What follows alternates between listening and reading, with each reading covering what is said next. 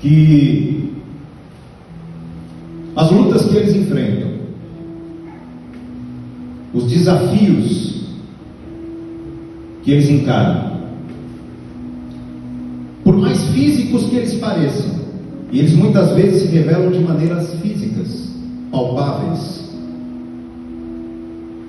mas ele ali aos Efésios está dizendo que, apesar de muitas vezes esses desafios aparecerem de maneira física, visível, palpável, esses desafios na verdade são espirituais. E ele adverte a igreja de Éfeso: aqui não julgue o desafio e a batalha como sendo algo físico, que eu não queira enfrentar os desafios físicos de maneira humana, mas que venhamos, no caso a igreja de Éfeso, que eles viessem a se revestir de toda a armadura de Deus, para que pudessem enfrentar o desafio, a batalha, para que pudessem enfrentar o verdadeiro inimigo. E ele começa a elencar vários itens. Ele fala sobre o cinto, ele fala sobre a sandália, ele fala sobre o escudo, sobre a couraça. E no versículo que lemos, ele fala de dois itens que são fundamentais: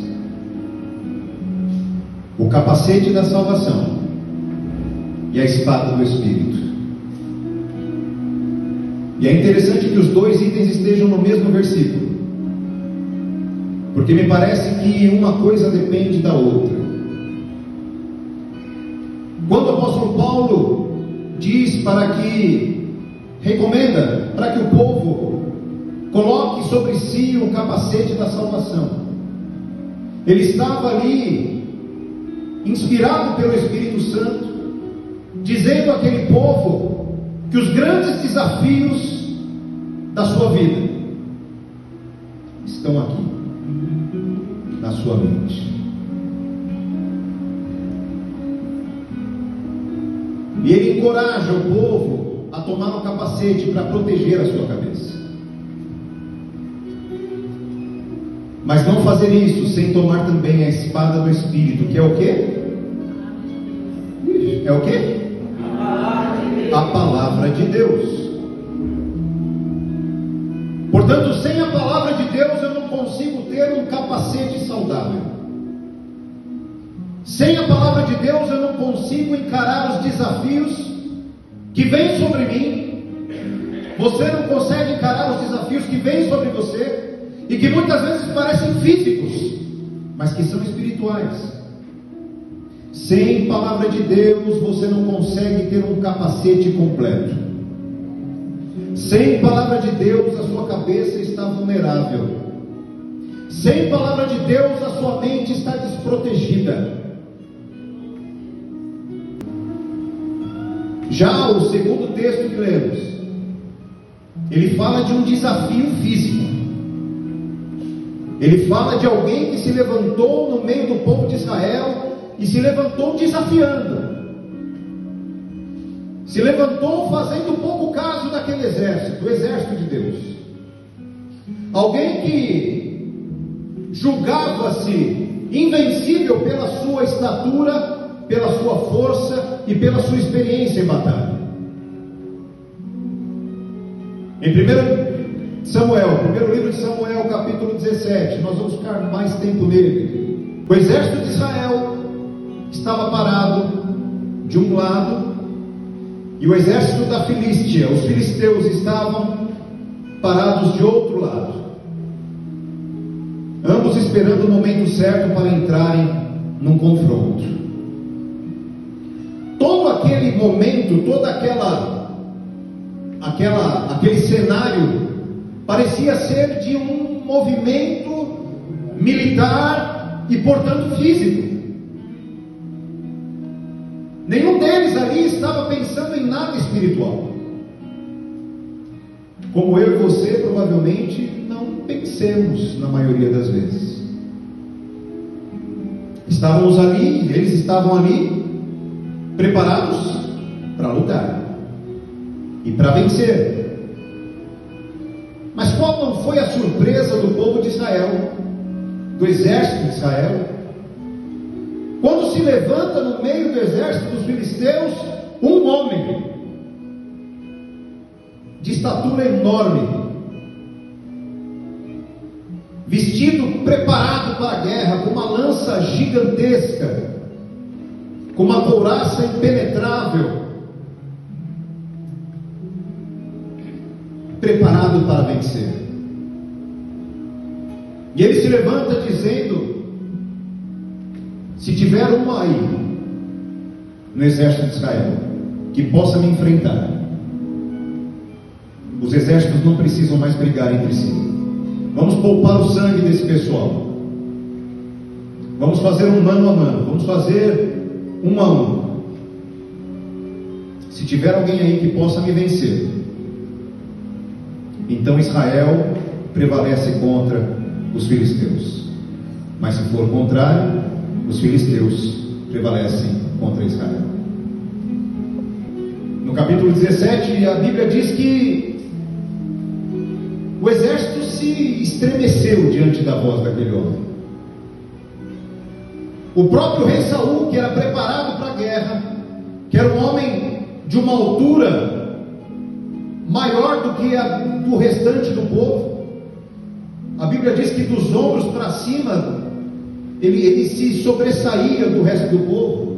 Então ele era um homem alto, forte, preparado para a guerra. Ele era rei de Israel. Ele tinha a melhor armadura, ele tinha a melhor espada, ele tinha conhecimento. Mas ele estava com medo, porque aquele inimigo que apareceu diante dele era muito maior do que ele. A Bíblia diz que aquele gigante, dia após dia, repetia o mesmo desafio. Dia após dia, repetia a mesma afronta. Dia após dia, repetia a mesma humilhação. E em um desses dias, o menino Davi vai levar comida dos irmãos. E quando ele chega lá, exatamente naquele momento, foi o horário que o gigante, o Golias, o filisteu, se levantou para fazer o desafio novamente. E gritou para aquele povo. E Davi ouviu aquilo e ele se sentiu insultado. Ele se sentiu afrontado pessoalmente. E se assustou, porque ele viu que no meio de um grande exército não havia um que entendesse exatamente o que era aquilo. Não havia um que olhasse para aquilo de forma espiritual. Não havia um dos mais preparados, desde o rei Saul até o recruta mais recente, não havia um que olhasse para aquela situação como algo em que Deus pudesse pôr a sua mão e interferir. Ele se assustou com aquilo. Davi aceita o desafio. Ele tenta se vestir, ou melhor, tentam vesti-lo com a roupa do rei Saul, para que ele pudesse estar com a melhor roupa de guerra, mas ele não consegue carregar todo aquele peso. Ele escolhe 5 seixos, 5 pedrinhas lisas do ribeiro, da margem do ribeiro, e leva a sua funda. Ele gira, acerta o filisteu na testa, ele cai, e Davi pega a espada do próprio filisteu e o mata. Esse é o resumo da história. Mas o detalhe aqui é que existia um grupo muito grande de pessoas que viam aquilo de uma maneira física, de uma maneira palpável, simplesmente visual. E havia um que enxergava de uma maneira espiritual. Havia um que, se estivesse no tempo da igreja primitiva, estaria atendendo a recomendação do apóstolo Paulo aos Efésios. Havia um que estava com o seu capacete bem posicionado e que carregava não uma espada física, mas carregava consigo a espada do Espírito, que é a palavra de Deus no seu coração. E não por acaso, em algum momento da sua vida, mais à frente, ele disse: Senhor, eu escondi a tua palavra no meu coração.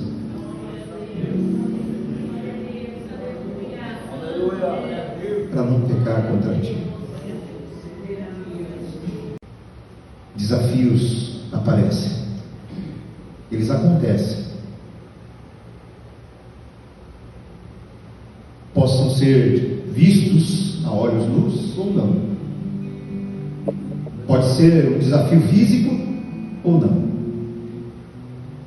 Pode ser no seu trabalho, pode ser na sua casa, pode ser nas suas finanças, pode ser nos seus relacionamentos.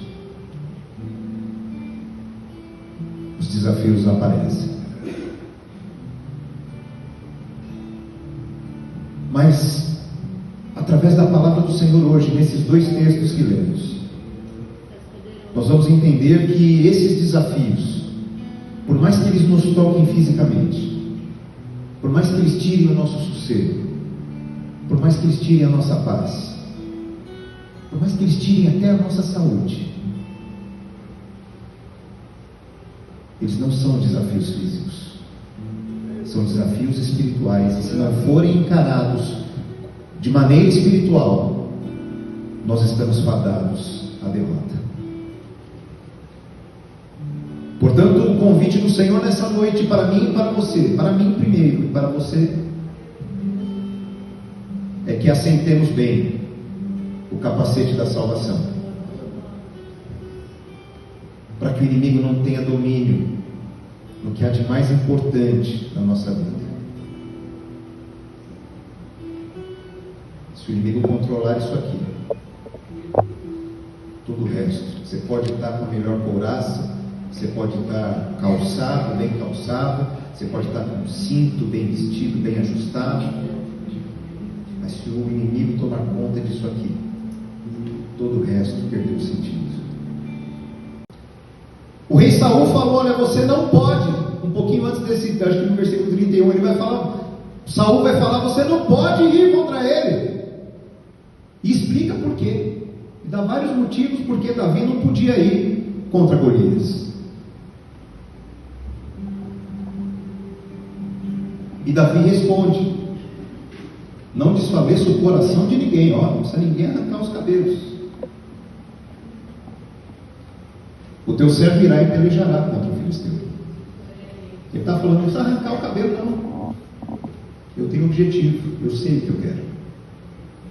Não precisa tentar me fazer sair do meu objetivo, eu tenho um objetivo. E a primeira pergunta que o Espírito Santo faz a mim e a você nesta noite: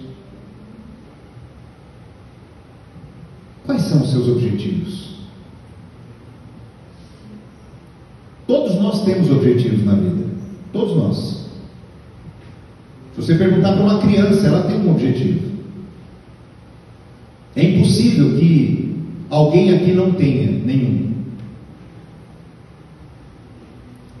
Agora a pergunta que fica no nosso coração é: qual é esse objetivo? Será que esse objetivo glorifica de alguma forma a Deus? Porque se não glorificar a Deus, eu estou vendo as coisas da vida de maneira física, palpável, tangível. Mas se os meus objetivos tiverem a intenção de agradar a Deus, de tocá-lo, de fazer com que Ele se aproxime de mim, então eu não estou vendo mais as coisas da maneira humana, mas da maneira espiritual. Isso vai fazer sentido para nós, irmãos. Tudo isso precisa falar no nosso coração, porque nós não estamos servindo aqui, nós somos um exército. Nós somos parte de um grande exército levantado pelo Senhor. Nós não estamos no exército do presidente da República. Nós não estamos no exército do governador do estado, do prefeito da cidade. Nós somos o exército de Deus. O exército do presidente da República precisa olhar para as armas que tem na mão. O exército do governador precisa saber se tem bala suficiente no revólver. O exército do prefeito também precisa saber se a arma de choque dele está funcionando direitinho.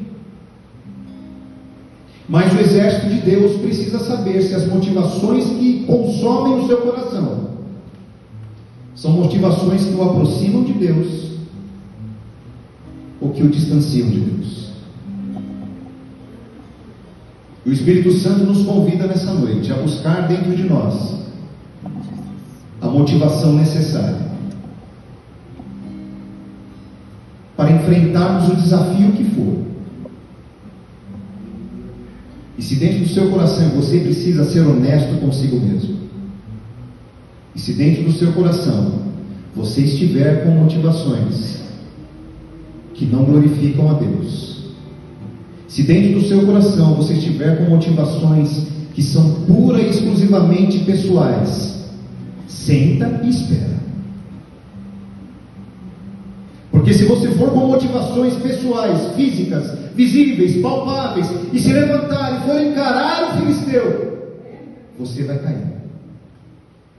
Você vai morrer. Você não vai vencer. O Espírito Santo fala de uma maneira muito clara.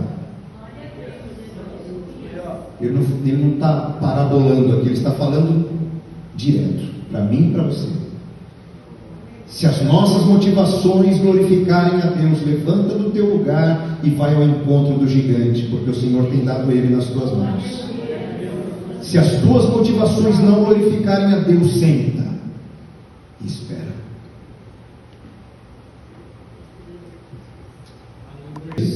Traga à memória o que lhe dá esperança. Traga à tua memória o que é que Deus já fez por você em situações parecidas, em situações aparentemente impossíveis, em situações em que não se tinha saída. Se você está aqui hoje, é porque Deus te deu uma saída. Deus te deu uma saída lá atrás, e Deus quer te dar uma saída hoje. E o Senhor está te convidando a olhar para o que Ele já fez no passado, a começar a contar as bênçãos do passado na sua vida. Como diz aquela antiga canção, conta as bênçãos, conta quantas são recebidas da divina mão. Uma, parece que é uma só, né? A uma, dize-as de uma vez, e você vai ficar surpreso. O que Deus já fez?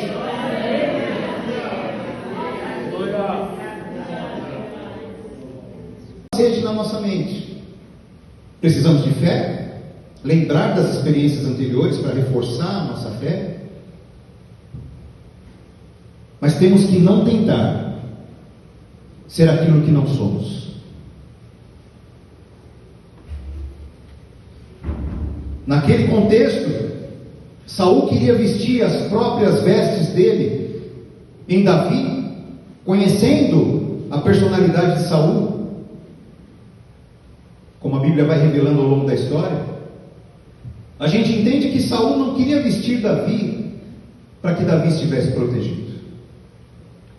Ele queria vestir Davi, dar a espada, a própria espada na mão de Davi, para que ele pudesse contar para os filhos e para os netos: foi a minha espada que matou Golias. Davi, com um propósito, com um objetivo, com a motivação, com a fé necessárias, ele se apresentou para aquilo, e o rei falou: não, vai com a minha roupa, vai que você vai estar mais seguro. Põe o meu capacete aqui. Imagina um capacetão desse tamanho, uma cabeça pequena. Ficava dançando a cabeça do garoto lá dentro. Aquela couraça pesada, aquela espada impossível de levantar para um jovem como ele. Você só vai vencer as batalhas da sua vida quando você encontrar a maneira que Deus quer usar você. Eu levantei você para usar você com as suas características, do seu jeito. Não tente ser o que você não é, porque à medida que você faz isso, você está enganando a si mesmo. Ninguém engana a Deus. Tente buscar dentro de você de que maneira Deus pode usar a sua vida para que gigantes caiam por terra. De que maneira Deus pode usar a tua vida para que o nome dele seja glorificado, e não o meu nem o seu. De que maneira o Senhor pode me usar para que testemunhos edifiquem o povo de Deus, e não só a mim mesmo. Não seja o que você não é.